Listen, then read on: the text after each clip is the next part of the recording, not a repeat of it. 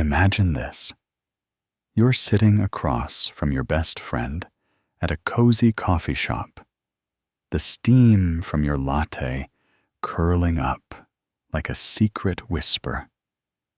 And they lean in with that look, the one that makes your stomach twist without a single word spoken. It's not anger, not accusation, but something heavier, something that tugs at the very core of who you think you are. Have you ever felt that? That invisible thread pulling you back into line? Well, my friend, that's just the beginning. Pull up a chair, because I'm about to take you on a heartfelt journey through the hidden games people play in our everyday lives. These aren't dramatic showdowns or villainous plots from a movie.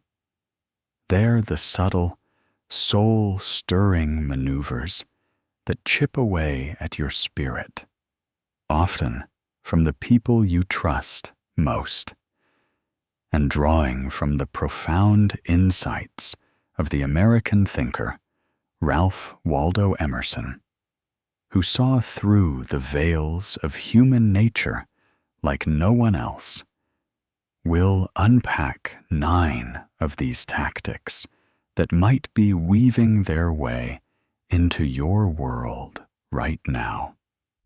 By the time we're done, you'll feel empowered, maybe even a little heartbroken for the times you've been caught unaware, but ready to reclaim your inner strength. Let's start with something that hits close to home for so many of us. The guilt trip that doesn't even need words to work its magic. Picture this. You've just turned down an invitation to help your cousin move for the 3rd weekend in a row because, honestly, you're exhausted from your own whirlwind of a week. Instead of understanding, they give you that sigh, that downward gaze, like you've shattered their world with your simple no. It's not a yell or a plea. It's a quiet storm of disappointment that settles over you like a fog, making you question everything. Why does this cut so deep? Because deep down, we all crave to be seen as the good guy, the reliable one, the heart of gold. Emerson once reflected on how society's ideas of morality can become chains, binding us to expectations that aren't truly our own, just to fit in and feel accepted. In that moment, they're not debating your choice. They're stirring up a battle inside you. You start replaying it. Was I being selfish? Did I let them down when they needed me most? But here's the raw truth, friend. They've cleverly shifted their own unease onto you, using your empathy as a lever to pry open your boundaries. It's emotional sleight of hand, and it thrives because you care. Oh, how it thrives on that caring heart of yours. I remember a time when my neighbor, let's call her Aunt May, pulled this on me. She'd ask for just a quick favor, like borrowing my car, and when I'd hesitate, her eyes would well up, making me feel like the villain in my own story. It ate at me until I realized this isn't about kindness. It's about control. So, how do you navigate emotional challenges and assert your boundaries? It's simpler than it seems, though it requires personal strength. You gain clarity by remembering that your sense of worth is inherent and not dependent on others' approval. When you assert your boundaries, maintain your calm and self-assurance. There's no need to hastily offer lengthy explanations or apologies. Your personal energy is valuable and yours to protect. Others' disappointment isn't your responsibility to resolve. Trusting your own self-reliance over external expectations can be empowering. Imagine the sense of freedom and relief as you prioritize your well-being without guilt. This isn't selfish. It's essential for a balanced life. And truly, once you embrace this, you'll experience a profound sense of empowerment that will stay with you. Now, let's explore a challenging communication dynamic that can make you question your perceptions. Have you ever engaged in an interaction where you felt misunderstood or unfairly characterized, even though you were seeking to express a difficulty you experienced? It can sometimes feel as though the situation is being reframed in an unhelpful way, shifting the focus away from your initial concern. This is a pattern often referred to as blame redirection, where responsibility for an issue is subtly transferred. For instance, imagine you decide to address a colleague about a professional comment that you found challenging in a meeting. You calmly share your perspective, perhaps saying, "I found that comment challenging, and it has occurred on more than one occasion."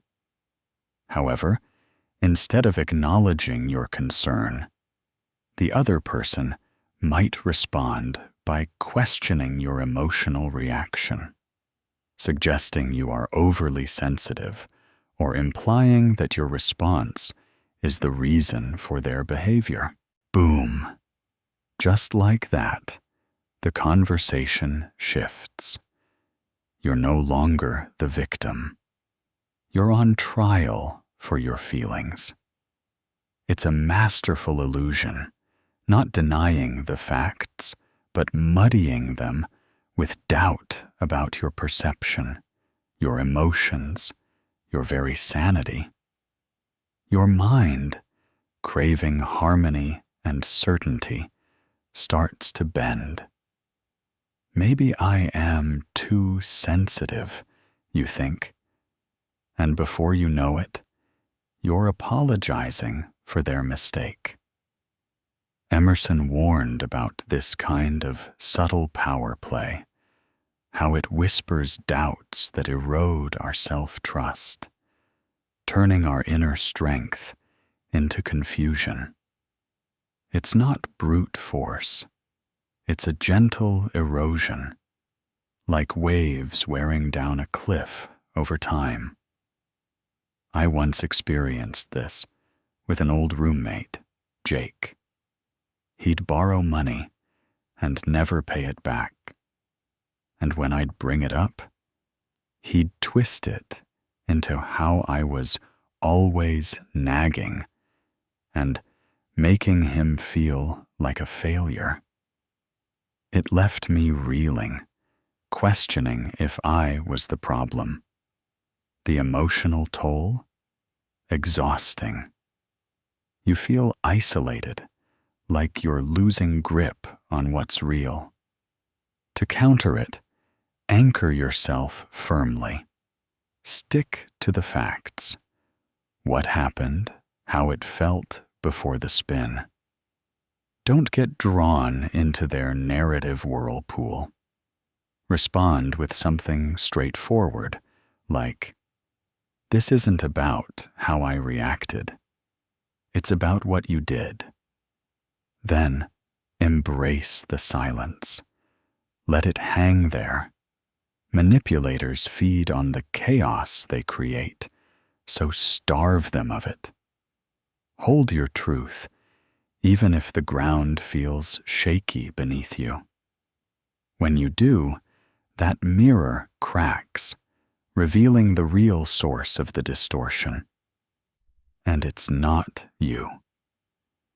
The relief, the clarity, it's like breathing fresh air after being underwater, shifting gears to something that tugs at your heartstrings in a different way.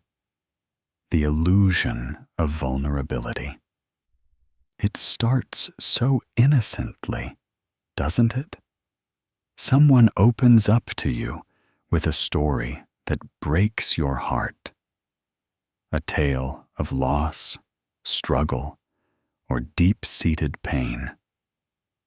You feel honored, chosen, like they've let you into their inner world.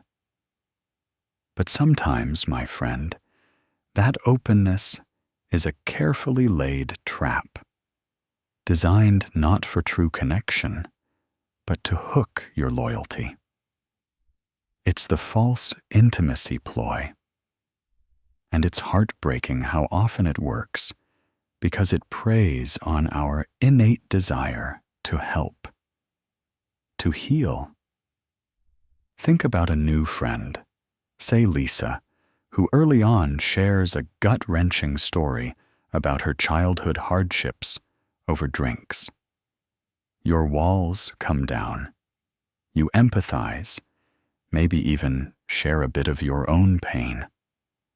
But soon, she's leaning on you for everything. Late-night calls, favors, emotional support. And if you pull back, that shared vulnerability becomes a weapon.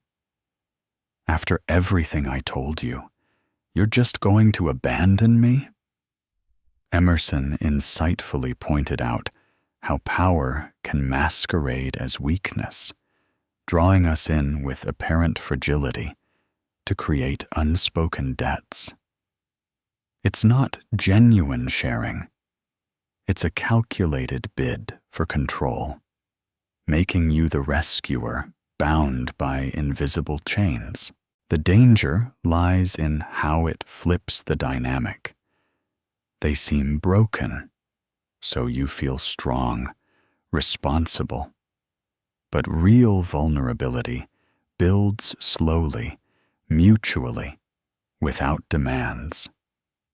If it feels like a rush job, leading straight to obligation, that's your red flag.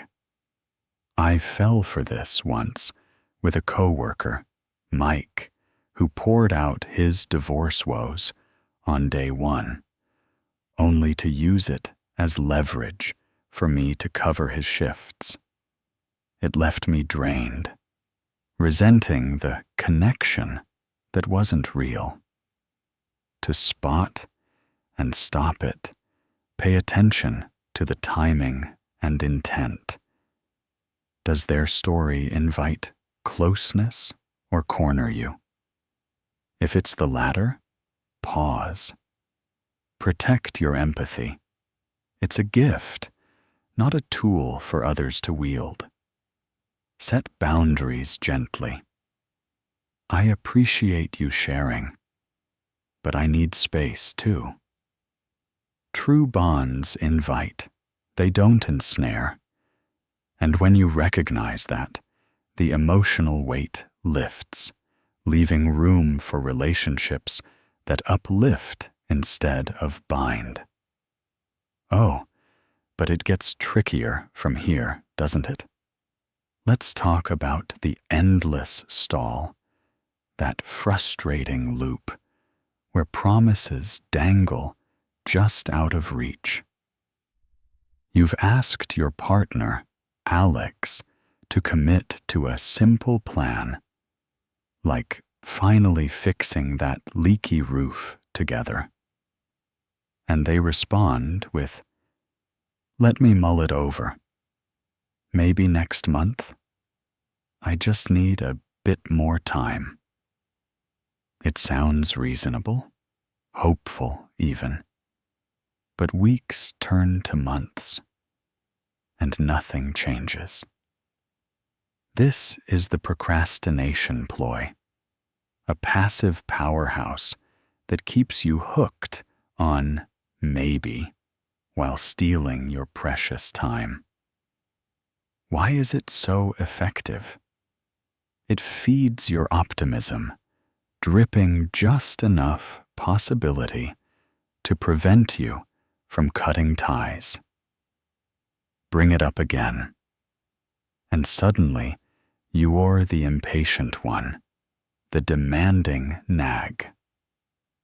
Emerson would see this as a disguise for inaction, where people craft excuses to avoid the truth they fear voicing. It's not about thinking. It's about controlling the timeline, keeping you in limbo. Your momentum stalls, your frustration builds, and you start making excuses for them. They're just busy. I should give them space. But really, it's a leash on your heart. I went through this with a business partner, Ryan, who kept delaying our project launches with vague assurances. It eroded my confidence, made me doubt my own drive. To escape, demand clarity. State your needs once, firmly. I need a yes or no by Friday. If they hedge, take it as your cue to move on. Give yourself the closure they won't. Your peace isn't theirs to toy with endlessly.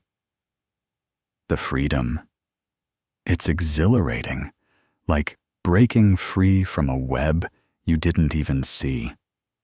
Now, imagine feeling small without a direct insult. That's the subtle comparison game. Your boss mentions offhand, "Jessica aced that presentation last quarter. She was so poised." Or a friend says, "Most folks your age have it all figured out by now." It stings, doesn't it? Like you're racing against shadows, always coming up short. This tactic erodes your self-worth by praising others, making you strive harder for elusive approval. Emerson viewed comparison as a chain that binds the strong to the weak's standards, weaponizing our need to belong. You doubt, you perform, all from desperation. But you can stop it by refusing the race. Recognize it as shrinkage, not motivation.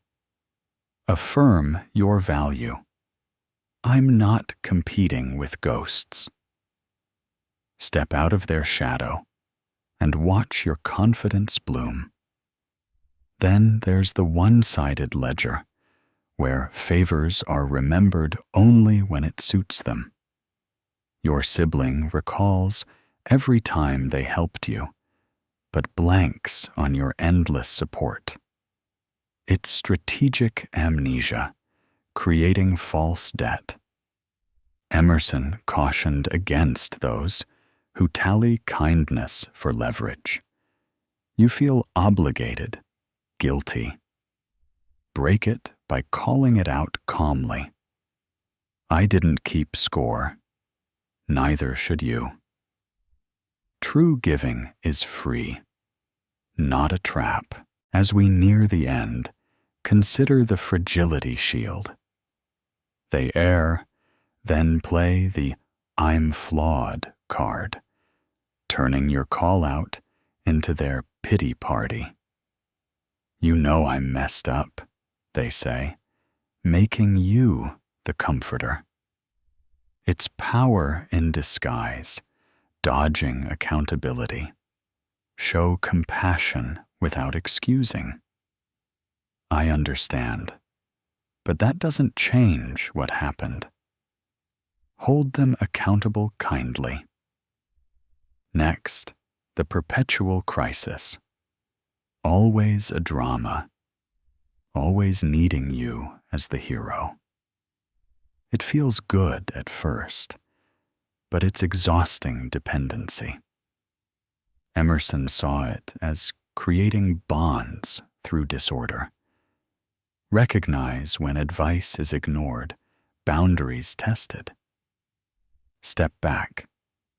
I care, but I can't fix this. Reclaim your peace. Finally, the doubt planter. Subtle comments erode your dreams. Are you sure you're ready? It sows self-doubt. Emerson knew suggestion is potent control. Uproot it by questioning the source. Is this my fear or theirs? Act anyway. Your potential doesn't need permission. There you have it, friend. These 9 shadows in our interactions. From guilt's pull to doubt's whisper. They've likely touched your life, stirring emotions you didn't deserve. But now, armed with Emerson's wisdom, trust yourself. Set boundaries, seek clarity, and remember, you're no puppet. If this stirred something in you, reflect on it. You've got the power to change the script.